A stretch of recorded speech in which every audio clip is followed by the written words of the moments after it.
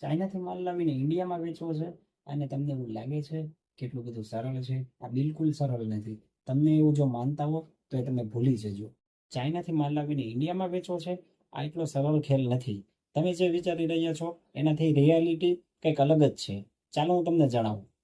આપને એવું લાગે છે કે ચાઇના જઈશું અને સસ્તો માલ ઉઠાવીશું અને ઇન્ડિયામાં ડબલ ભાવે માલ વેચીને રાતોરાત કરોડપતિ બની જઈશું. જો તમે પણ આવું વિચારી રહ્યા છો તો આ તમારા મનનો વહેમ છે. કારણ કે હકીકત વાસ્તવિકતા કંઈક અલગ જ છે. નફો મેળવતા પહેલા તમારે આ પહાડો પાર કરવા પડશે. તમે જે ભાવ ચાઇનામાં જોવો છો એમાં custom duty, port charges, local transport એ બધું જ ઉમેરાઈને એ વસ્તુનો ભાવ 40 થી 60% જેવો ઇન્ડિયામાં આવતા વધી જાય છે. સેમ્પલ જેવું જોયું હોય અને આખો લોટ એવો નીકળશે એની કોઈ ગેરંટી નથી. જો માલ ખરાબ નીકળ્યો તો તમારો પૂરેપૂરો નફો અને મૂડી બંને ડૂબી શકે છે.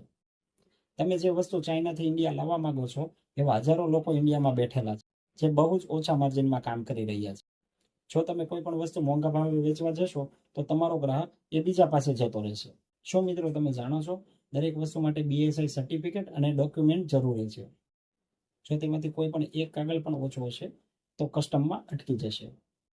બિઝનેસ કરવો ખોટો નથી મિત્રો, પણ અધૂરી માહિતી સાથે કૂદી પડવું એ એક જોખમ છે.